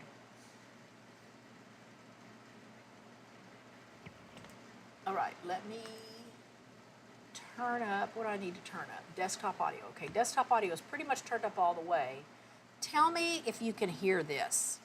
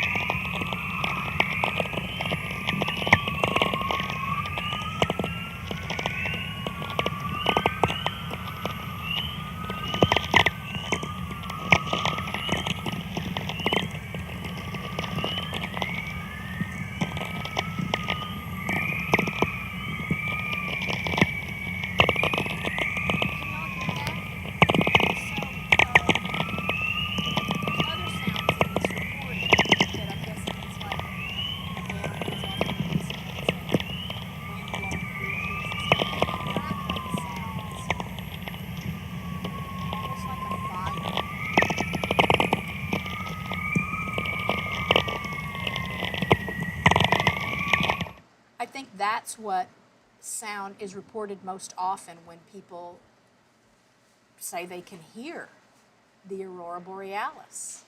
And I had no idea until I was doing my Did You Know research for today's show. So I hope you learned something new today. I think that's the last one I have. And again, if you missed my short, let's play my short here. Let me find it. Let me find it. I think I should still have it on here. I can play my own stuff on my show. Okay, so here, this is the short promoting today's show, but it's got 2 additional Did You Knows on it, and then the flamingo one. Did you know? A group of flamingos is called a flamboyance, but in 1957 a British zoo tried to market them as tropical geese to attract more visitors. Did you know? The first documented vending machine was invented in ancient Egypt around 215 BC. It dispensed holy water in exchange for a coin. And did you know? Sharks are older than trees. Sharks have existed for around 400 million years, while the first trees showed up about 350 million years ago. Join us tomorrow, Friday, May 23rd at 2 p.m. Central for the next episode of Cat Chat Live to get your weekly dose of Did You Know and more. See you there. I hope y'all could hear that. All right. Woo. So even though my air conditioner is nice and loud, it still feels kind of warm in here. Let me see if I'm, okay.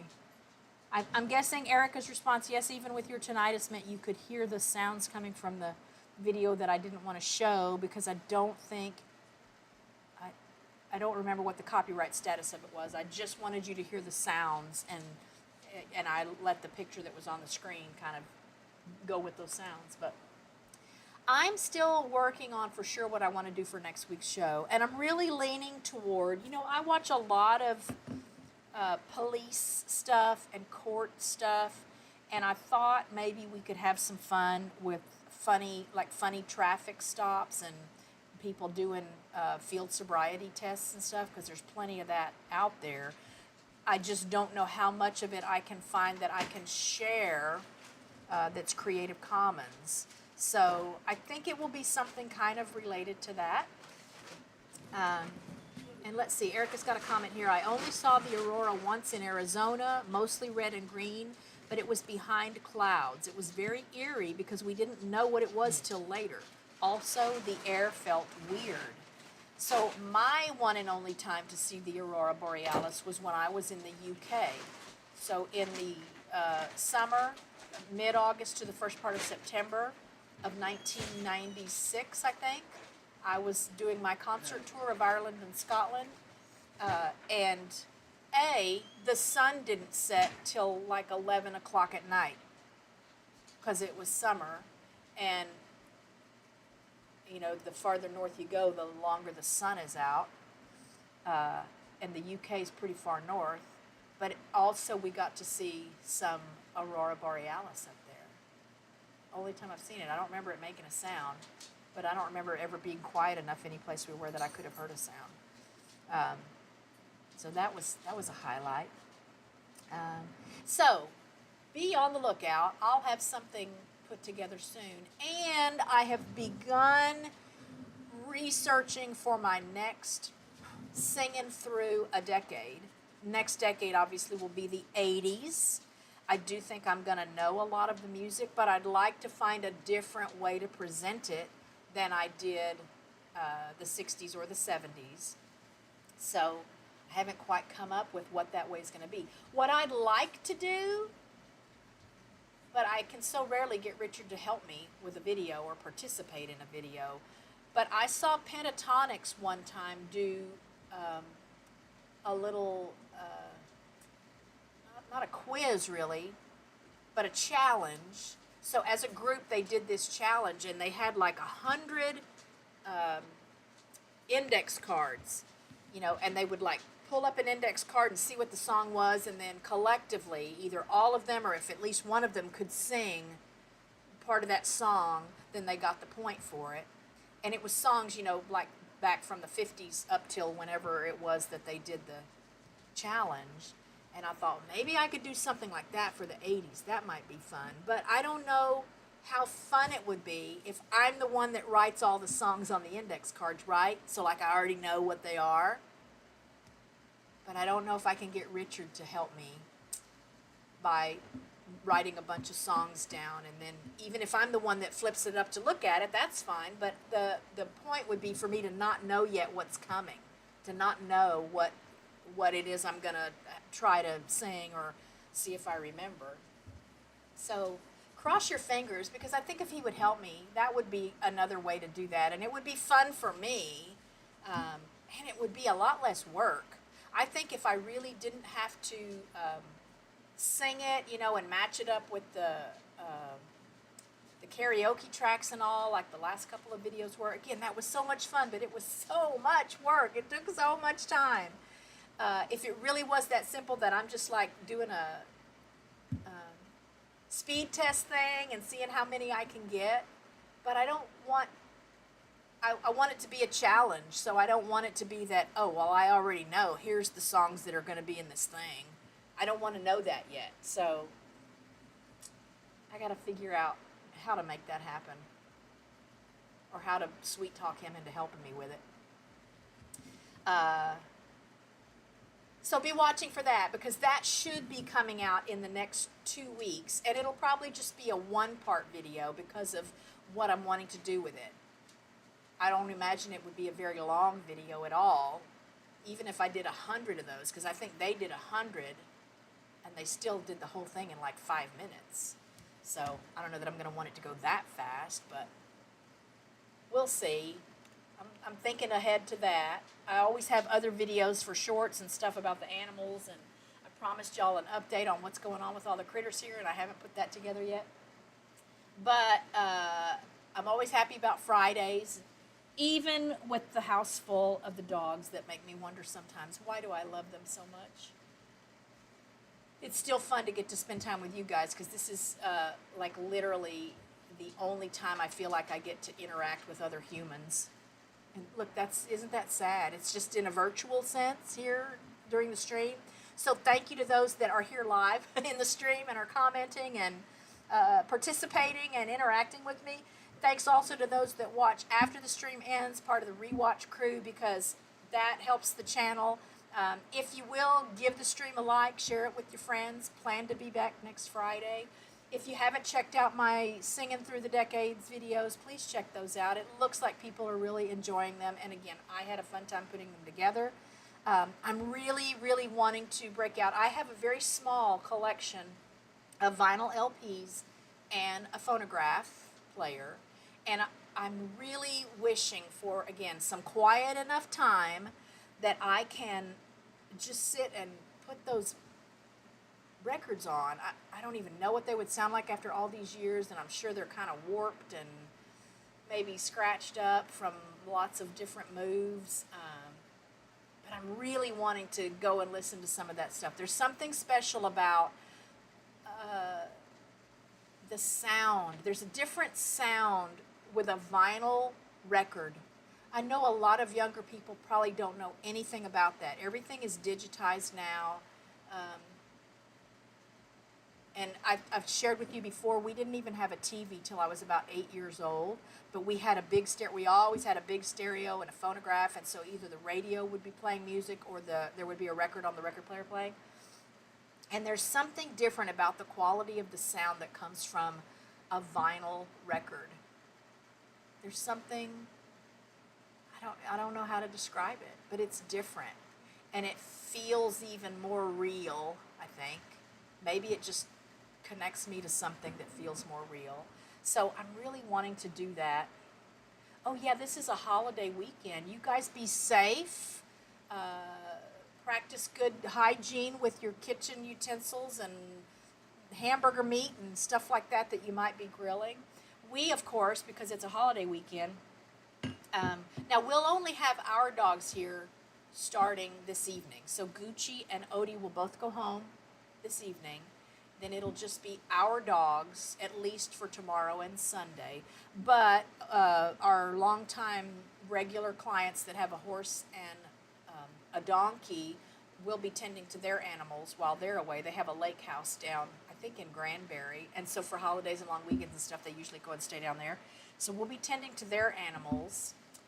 So it'll still be kind of busy. But I'm hoping either this evening or tomorrow morning to make another video in the kitchen. I've got the next thing ready that I want to cook for y'all. It'll be the first time I've ever made it. It's from my Facebook, my recipes list from Facebook, where I just save stuff that sounds like it would be tasty or fun to do. And so I've got the next thing ready that I want to do there, and that will either get recorded again this evening or tomorrow.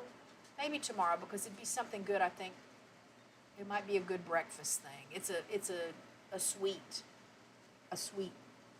treat, sweet confection. And I'm reading again from the chat. Erica says she's heard that if they're warped, sit them in the sun till warm and then put weight on them. Okay. I can see where that would work. Just like the Eiffel Tower growing and leaning and stuff because of the heat of the sun. Yeah, that would soften up the vinyl. Yeah. This, Erica, this recipe would probably be a good cooking chat video. So maybe I'll even do a pop-up. It won't be much of a surprise if I'm going to mention it here. Maybe I could do that for tomorrow evening, or Sunday evening.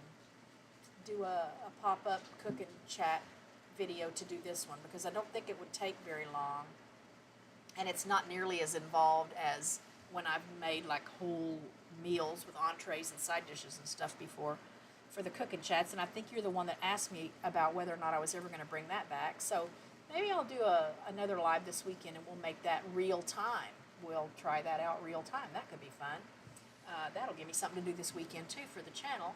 So I'm going to put bugs in people's ears again, because once upon a time, before I, for various reasons, had to take a break from creating content, I had plans to do a 3,000 subscriber giveaway stream. We were going to have prizes and gift cards and stuff like that, which will still happen, but I'm still working on gaining back a lot of subscribers that I lost when I went for 5 or 6 months, however long it was, not creating content. So share the channel, tell your friends, and know that that's still the plan. When we hit 3,000 subscribers, we're going to do a prize drawing stream. We did that for, what did we do that for? I think when we got monetized, we did that. And I think I may have done it one other time for something, and I don't remember what it was. But it's still something that's a goal I have. I don't have a lot of goals for the channel. I just enjoy creating content and spending time with people. And so when I can do that, I don't feel pushed to do anything else. But it is something fun that I've looked forward to, partly because it'll mean a prize stream. And I like giving stuff away. So keep that in mind, and any help you can give me in helping me get there will be very appreciated. But I'm not going to keep you any longer today. I actually going to have a few minutes to sit and finish off my tea and just relax until the outside work starts with the flock, and then the dogs will all get fed, and then hallelujah, there will be a little bit of what should feel like downtime when our guests go home later today. Our dogs aren't so much the problem. It's just when there's extra dogs around, I just feel busy. Not that I don't take care of my own dogs, not that I'm not conscientious and I don't monitor them, but nobody's paying me to do that, and they kind of know the rules, and I don't worry that they're going to get into something or go someplace they're not supposed to go. But I can't always know that about a dog that's not in the family. So pressure, it's just a lot of pressure sometimes. But be safe, be happy, be well. I love you all. Again, thanks for stopping by today, whether it's that you're here right now or you popped in after the show ended. And I look forward to seeing you again next Friday. I just don't know what it is I'm going to be sharing with you. So I hope your weather is good wherever you are. And